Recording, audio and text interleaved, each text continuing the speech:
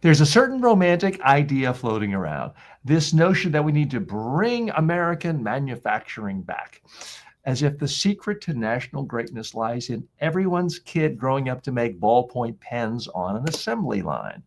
Really? Let's be honest. Nobody wants that. People want to be influencers, app developers, or Bitcoin bros, not riveters. Factory work was never glamorous. It was just unionized enough in the 1950s to afford a home, a Buick. But those unions are mostly gone, and so are the pensions.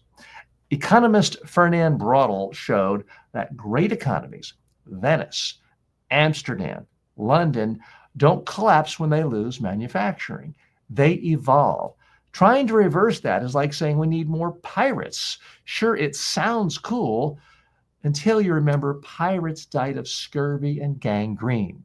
This isn't economic policy, it's nostalgia cosplay. And cosplay doesn't build an economy. Okay, so this social media platform I'm talking about is not primarily about politics. And I realize politics touches everything. You see a particular person's name in the headline. I'm not really talking about him, not mentioning by name. But there is this idea in the ether. There's this huge message out there. And I do try to analyze messages. What's effective? What isn't? What's resonating? What isn't? Is there an internal logic to a message? And I've heard this my entire adult life, that the problem with America is we've let all the manufacturing leave, and if we could just bring manufacturing back. And the problem is, if you talk to serious economists across the spectrum, nobody believes this, as far as I can discern. Is there an occasional exception out there somewhere? Yes, but it is such an extreme, narrow selection group. And it's just not representative of mainstream economic thought, liberal economic thought, conservative economic thought, or libertarian economic thought. Yeah, Adam Smith brought out the idea hundreds of years ago in The Wealth of Nations that countries should do what they do best. Bangladesh in the news today, they do a good job of making shirts. Do we want Americans to work for $1 or $2 a day to make a shirt? And do we want to have 190 million people in Bangladesh suddenly unemployed and all the instability that's going to create?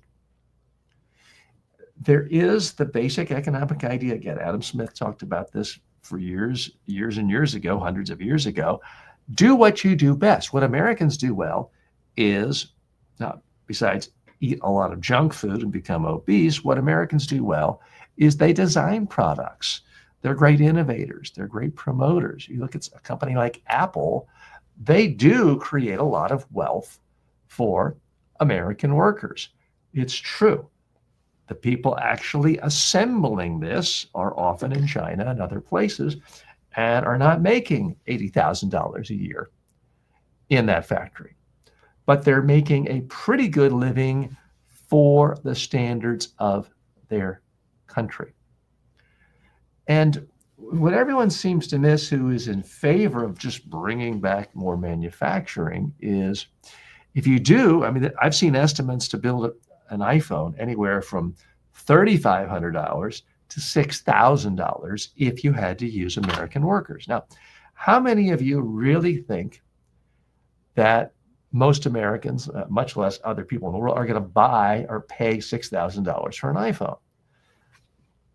Every legitimate economic forecasting I've seen says, okay, sales would have essentially go to zero. So then what did we accomplish? The American workers are not going to have factory jobs if the product is selling. Not at all, if there's zero demand for it. The people who did have jobs in China aren't going to have jobs anymore. So all you've done is create massive unemployment, and customers are not going to have new products. And those who do are going to see, forget the 3, 4, 5, 6% inflation everyone was all up in arms about a few years ago. We're going to be seeing 100, 200, 300, 400% inflation. if every single thing Americans want to consume has to be built here. I mean, I'm using a couple of different ears. So these are the ear sets I have here. These were only like $30. If they were made in America, would I have two sets? Probably not, because they might be $300. Do I want my daughter in a factory making little notepads, making tape, making a shaver? This is a shaver. It says made in China. I never noticed that, but it does a good job. But do I want my daughter trudging to work every day, hunched over? No, I want my daughter to be a famous artist, a famous YouTube star, a lecturer, speaker, author.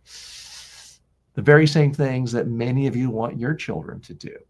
I want my daughter to use her full intellectual talents, capabilities, own businesses, build wealth, do things that make her happy. That may sound like I'm just projecting what I want for me. Maybe there's a little of that, but I want her to be happy. And yes, working in a factory job, getting a decent paycheck does make you happier than sitting home alone, unemployed, in a trailer, doing crystal meth or doing some other drug. I'll grant you that. It's a much happier existence, but it's very relative. I personally never met anyone who worked in a factory all day long and said, wow, it's the greatest job ever. It's so fun. It's so interesting. It's so intellectually stimulating. No, they might talk about, I like the stability. I like the pay. I like the benefits. I like that I've got health care. Back in the day, they might say, I like that I have a pension. But those days are gone. And I think as a message, somehow there's got to be either new messages put out there or better PR for this concept of the need to bring back manufacturing. Now, is there a possibility of manufacturing more sophisticated technologies here? Yes, but let's not forget, how do we actually define manufacturing? I think what I'm doing right here is manufacturing. I'm manufacturing ideas. I'm creating them in a digital format in the form of my videos and podcasts and online courses. I'm in manufacturing. It doesn't sit on a store shelf the way a pen does. But you know what? The stuff I do, perhaps the stuff you do, didn't exist 40, 50, certainly 100 years ago either. I think we have to look at this from a broader perspective. And it really comes down to, what can an individual human do to give value to the world?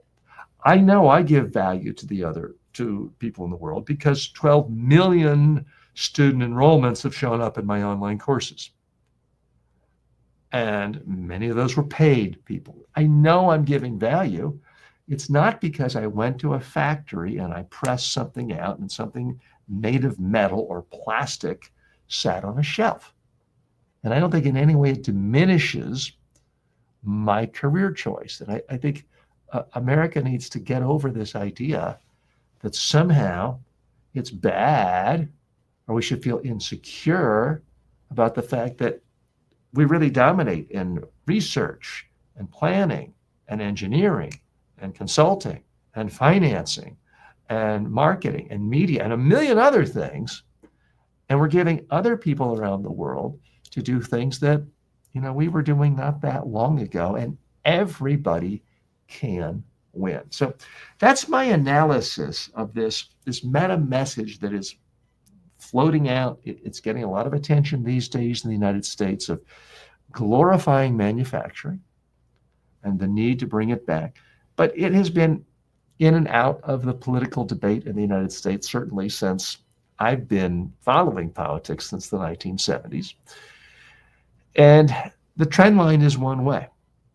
It's not just the United States. You can look at a country like Germany, which really has a lot of power given to people who work in factories. And workers there actually have a stake in corporate governance But still, the percentage of workers in the workplace working in manufacturing goes down every year, even in a country like Germany.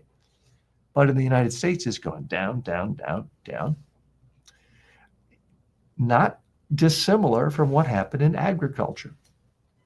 There certainly was a time 100 years ago when people said, we need more people in agriculture. I mean, there was a time when 97% of people were involved in agriculture. Now it's 1-2%. Do we really want to go back to the days when everybody had to be a subsistence farmer?